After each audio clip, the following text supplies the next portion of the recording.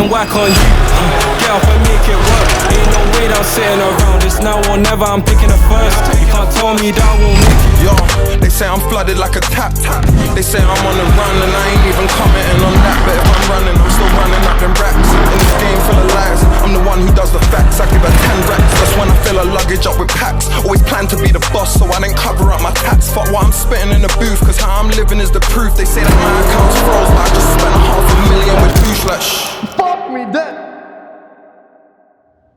Oh hey, didn't see you there. Now this vlog is special because we are doing the car reveal. We're supposed to film this during the day, but turns out no one has enough days in the hour, days, what? Anyway, so we're gonna reveal the car that I bought in Dubai. Completely erratic purchase, literally took like 2 days of me landing here until I copped the car. So very special car, so let's not drag it any longer and let's pan to the car, which is right here, illegally parked up on some curb. So we have about 10 minutes before we get deported out of the country. So this is the car that I decided to purchase, a 2021 G63 in this beautiful silver color. I normally don't like silver, and to be honest, I didn't even expect that I was gonna buy a G63, but it came up on the market. I was actually at my friend's house. When I was looking, I was just scrolling through the Dubizzle app here and I found it for a really good price. And then when I went to go actually text the guy, a 6-story, he told me it was owned by ex-royal family member. So this one is actually ex-royal family G-Wags, and I'll show you a couple more details in a sec about why that is. There's some people partying on the yacht right there, but you know, one day I can make it to a yacht life. Anyway, let's go have a look around the car. Now, what I've done since I've had the car, since I've had it for about a week, so I've kind of lied to you guys, I put these UAE decals on here. Have you ever seen a guy with an orange beard rocking UAE decals? So as soon as I hop out the car, most non-Arabic guy I've ever seen. So that's the front of the car. Also random plate, by the way, from when I registered it. It's pretty sick. So let's come around this way. So this is the side of a car. It looks like a box. So that's what I like about the G-Wagon. It just looks like a box. Now, the sick thing about these rims, if you come closer, they actually paint to match. So they're actually painted to match the body color of the car. Now, obviously a bit dusty as well, since I have been driving them. Super sick color. I don't know what it's actually called, but if we come around to the back, this is where it starts getting special. So again, I put another decal on the car. My friend made this. We did plan to put these on all our friends' cars. However, no one else has got a car yet. So I'm gonna start off with the trend. Apparently it's supposed to say brothers of a pact. I don't know if Google translated that correct, but if you guys speak Arabic, you can tell me in the comments what that actually says. But I mean, hopefully it doesn't say anything retarded. So up here, we have the antennas. So this antenna is actually used in the royal family. Apparently they used it to like walkie-talkie saying, hey, we're going to Raising Cane's, follow through. That's why I just left it there. I didn't change anything about it. Back here, we have this spare wheel. Now, you may be wondering, what do you need a spare wheel for? So when you're going to war and you want a quick pit stop at the wall, that's where you get out. So I'll jump out from the driver's seat, because I ain't letting no bitch drive. I'll put the wheel on the car, heck, replace it, and then straight back to war. So that's why we've got a spare tire here. Now, if you come around the back, we'll open it up. What do we got in here? A beautiful rear boot.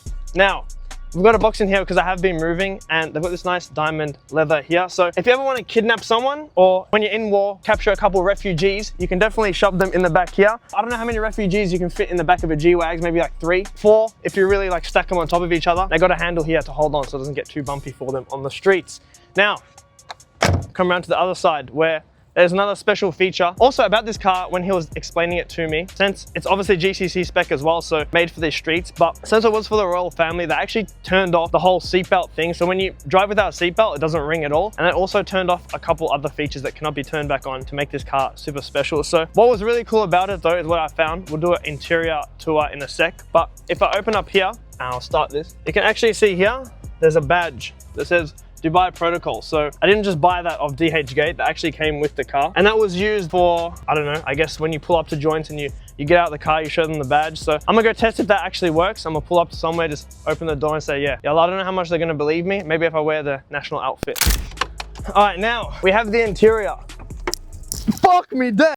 Sorry guys, it's my first time getting in the G-Wag. So we have the interior now. What's really special about this interior is the full carbon option. Super hard to find a fully carbon G-Wagon here, especially with carbon wheels. Some people just have carbon on the middle and no carbon wheels. So this was a sick combo to get. And also with the white interior, super, super classy. So definitely you can tell some effort was put into this. And also G manufacturer, so fully custom from factory. So no aftermarket interior repolstering. So I like to do that here. Yeah, super nice position. A lot of space actually in the car as well. Surprisingly, the rear seat doesn't really have too much space, especially if you're a big person. If you're like 6'5" like me, fucking hell, what an angle, guys. Oh man, let me get out. So you may be wondering how big the rear seat is. Now if you do have passengers, this is what they're expected to fit like. So Adam over here, 6'7", absolute beast. So you can see the leg room here, just enough. Maybe you could fit about 1.5 Adams in here. So if you want to see, Adam, can you show us what it's like getting out of a G-Wagon, what it looks like? So you pull up with your mates at a club, see what they look like. Where the bitch is at?